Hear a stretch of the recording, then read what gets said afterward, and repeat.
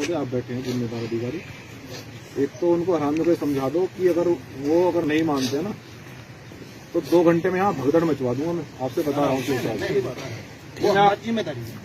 जिम्मेदारी नहीं, मैं बिल्कुल बर्दाश्त नहीं करूंगा जिस तरह से मेरा परिवार रो रहा है। मैं बता रहा हूँ कि अगर दिमाग में बदबू हो 2 घंटे में बदबू निकाल दूंगा सारा।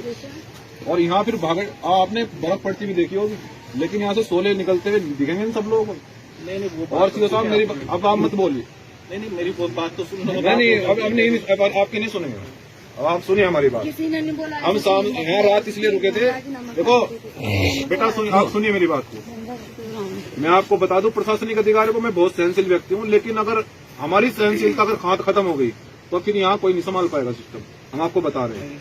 मेरे सुन लीजिए आप प्रशासनिक अधिकारी हैं, यहाँ इस मामले में उचित कार्रवाई नहीं हुई। और ये सिचुएशन क्यों क्रिएट हुई? क्योंकि आपने यहाँ कानून का डर ही नहीं पैदा किया।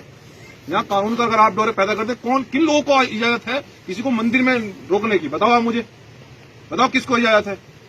ये आप लोगों ने कानून का राज स्थापित नहीं किया है जनाब, ये इसलिए करें। और मैं ये कह रहा हूँ सीओ महोदय देखिए मेरी बात को सुनिए। एसडीएम महोदय देखिए, मैं आपकी बात को रात से सुना। मैं यहाँ रात में इसलिए रुका हुआ था कि यहाँ कई बार घटना हो चुकी है और हम लोग यहाँ इस समस्या का जड़ से निवारण चाहते हैं।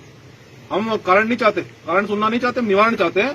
और अगर हमें न्याय नहीं दे सकते तो बता दीजिए, फिर हम लोग जो है ना अभी आधे घंटे में फिर प्लानिंग करें कुछ करने की। सीधी सी बात है। विश्वास दिलाते। और सबसे बड़ी बात ये, हाँ पहले मुझे कहने दीजिए, मुझे जो मंदिर का पुजारी है उसको समझा दो कि अगर दिमाग में बदबू है, यहाँ संविधान है, अगर संविधान से ऊपर उठकर ये जातिगत आधार पर निकालोगे तो बदबू 1 घंटे में निकाल देंगे उनकी। उन पर कार्रवाई कीजिए, ये पुजारी को भी अरेस्ट कीजिए आप। और मुझे ये अटेम्प्ट टू हाफ मर्डर जो हुआ है, ये अटेम्प्ट टू हाफ मर्डर है, उसमें 307 नहीं लगी है। कहाँ की विवेचना कर रहे हैं सीओ? अरे वो आदमी वहां से बेहोश उठाकर लाए हैं, 307 नहीं लगे, क्या कर रहे हैं आप? समझ नहीं आ रहा मेरी इसमें। सीओ साहब अब सुन लीजिए हमारी बात को, 24 घंटे के अंदर अंदर मुझे इसमें 307 में एफआईआर चाहिए। अब मुझे बोलने दीजिए। नहीं बोलने दीजिए, आप बात में अपनी बात को बाद में कहना। मुझे 307 में से मैं जो है ना मुकदमा दर्ज चाहिए। और यहाँ सुरक्षा लगाओ, और जो लड़का वहाँ वो एडमिट है उसके लिए सुरक्षा लगाओ। और यहाँ जो मंदिर है वहाँ हमारे लोगों को ले जाकर वो पुजारी वर्ग कहो कि भैया यहाँ अगर आज के बाद किसी को रोका गया तो मंदिर में बुलडोजर मंजीत सिंह नोटियाल चलाएगा। मैं वादा कर रहा हूँ आपसे, कोई नहीं रोक पाएगा। ये मैं यहाँ के लोगों से इनसे कह देना, बता देना। जहाँ एक बात बताइए, जिस प्रतिमा को हम बना रहे हैं उस प्रतिमा को हमें छूने नहीं दिया रहा भाई। ये कौन सी दुनिया में जी रहे हैं? ये तो जातिगत आधार हुआ ना, ये तो संविधान से ऊपर उठकर शोषण कर रहे हैं। आप बताइए, आप एक जिम्मेदार अधिकारी हैं, बताइए मैं गलत कह रहा हूँ तो आप बताइए मुझे। किसी को मंदिर में रोकने की इजाजत किसको? आप बताइए, सभी प्रशासनिक अधिकारी खड़े हैं, बताइए किसको है? आप बताइए अगर हम कहीं गलत हैं तो। आपने पुजारी को गिरफ्तार क्यों नहीं किया अब तक?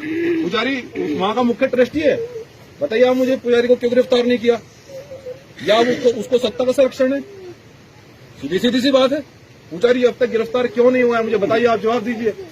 देखो अभी तो उस लड़के के बच्चे के 164 नहीं है ना, जो विवेचना होती है वो पूरी उसमें सीओ महोदय अभी तक 307 में भी मुकदमा दर्ज नहीं हुआ है। अटेम्प्ट टू हाफ मर्डर है वो। 1 मिनट मेरी बात सुनिए ना, जो मेडिकल है, मेडिकल में ग्रीव्स इंजरी होती है तो 307 के।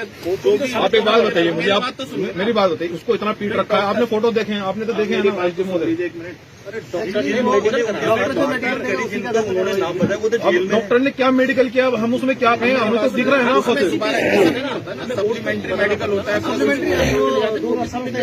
आप उसका मेडिकल दोबारा कराइए। सुनिए, उसमें डॉक्टर के बयान भी होते हैं, डॉक्टर के बयान के आधार पर भी धाराएं बढ़ती है। ऐसा नहीं है कि विवेचना खत्म हुई है अभी। इसमें देखिए, मैं फिर से बता रहा हूँ